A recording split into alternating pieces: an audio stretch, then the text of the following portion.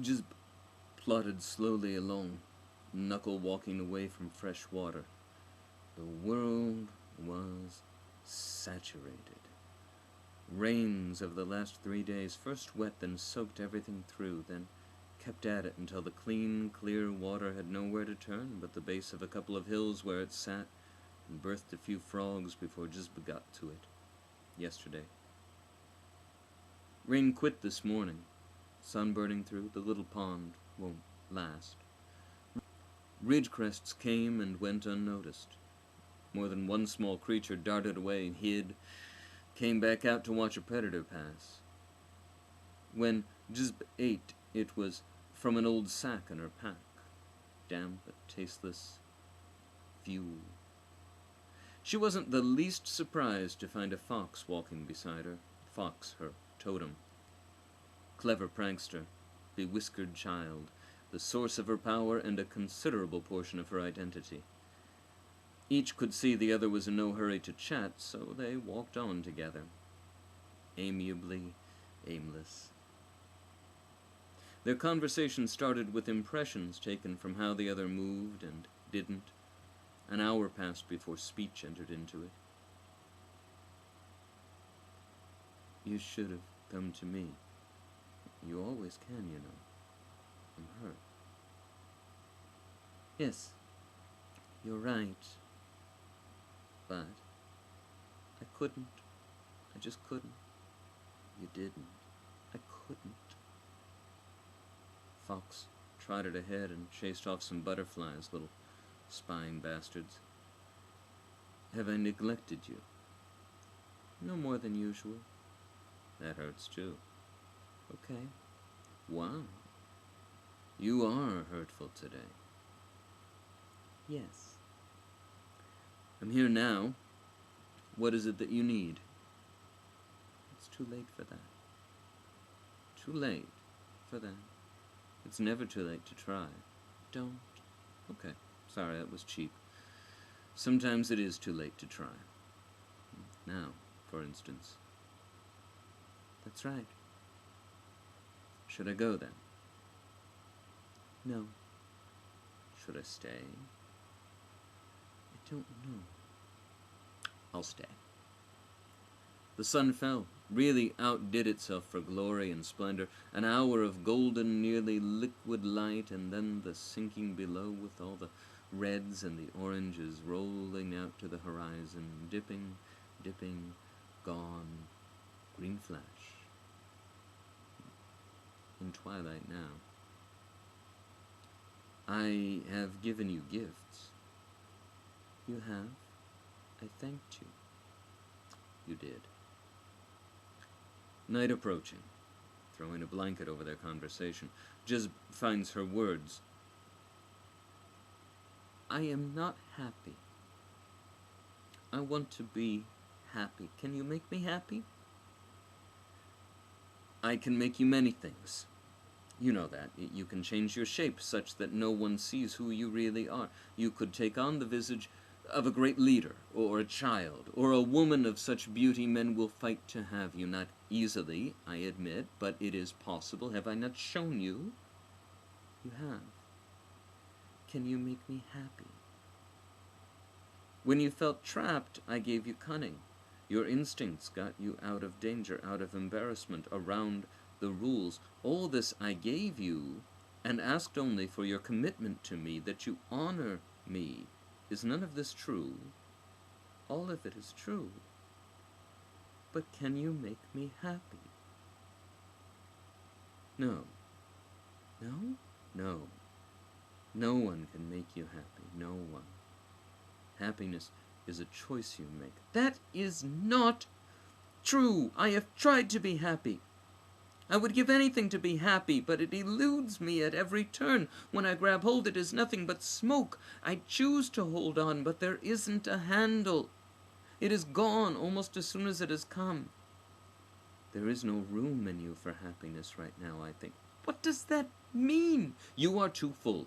I cannot see what has filled you so completely, but there is no room in you for happiness. It tries to fill you, but you are a vessel already topped up, over-topped, surface tension holding it together. Let it go. I cannot. The stars muscled their way through the black, a silver shattered line from one side of the sky to the other. Jezb lay down and did not sleep. Until she did. Her dreams were bad. In the morning, Fox was still there, watching as she went about her mourning. Perfunctory venerari performed with tears in her eyes. Fox accepted. Jezb didn't feel like walking, so she stayed there on the ground. Fox curled up next to her. You really should let it go. I told you I can't. And I tell you that you can. You just don't know how. Teach me. You will do me honor. I will. That was the will that sounds like a plan. I require the will that is filled with the promise of your spirit. I will. I believe you will. I will. Yes. Now. Who are you? Just... No, not your name. Who are you? I am yours. You are my totem. I am a fox, and I have my tribe, of course. Those are your affiliations. Who are you? I used to love to run. I made very good music. I can find the very best grains. That is who you were. Who are you? I have no idea what sort of answer you want me to give. What is this? A trick? This is nonsense. You just ask the same question again and again and expect me to answer you and fool myself into thinking that's wisdom? That you've done anything at all? Bull! I don't accept what you're doing. Go to hell. And that is who you are. See? That's the craziness I'm talking about. You're not deep. You're not wise. You're just playing with me. I know you, fox. You know me. No, I don't think you do, so let me introduce you. Do you want to know who I am? Who are you, fox? I am nothing and no one. I am everything and everyone. Again with the stupid word games. Just tell me straight. I'm empty, Jezb. I'm not filled with sorrow or pity or anger or even joy. I don't let those things build up in me.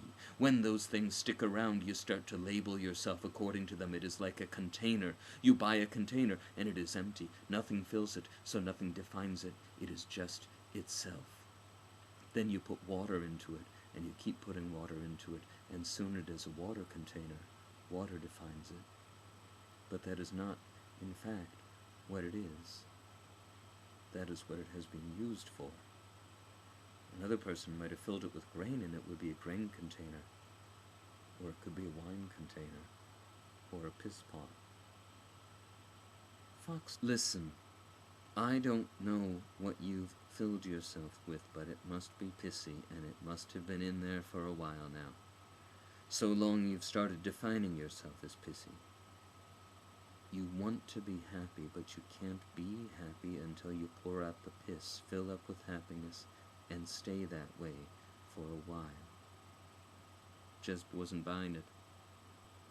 You ought to clean out the container after you've emptied it of piss, you know. Some of that smell, it lingers. You're not telling me anything I can use, Fox. I understand what you're saying, and it's as deep as hell, but it doesn't help. I still can't be happy. I don't know how to empty out the piss or clean myself out afterwards. That's what I need help with, not labeling the problem, solving it. And you are trying to pretend that this is a giant problem, when it is really very small and simple. It is me! Me! All of me! That's giant! No, it's simple. Now, be still. Fox was many things. That is to say that Fox could be many things. Anything really didn't set limits, so although Fox's reputation was rather to the unhelpful, Jizb's plight fell on compassionate eyes. There was a certain amount of belly rubbing and tapping, swishing of tail, twitching of ears. Jizb was emptied.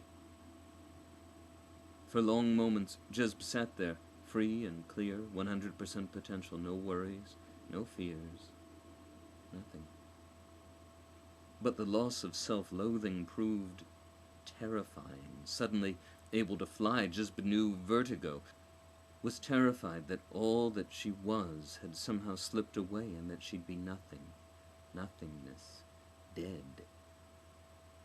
A great disappointment to Fox, but no surprise, really. Jizb was Chid Galar, after all. Damn few of them ever felt comfortable with the chains off.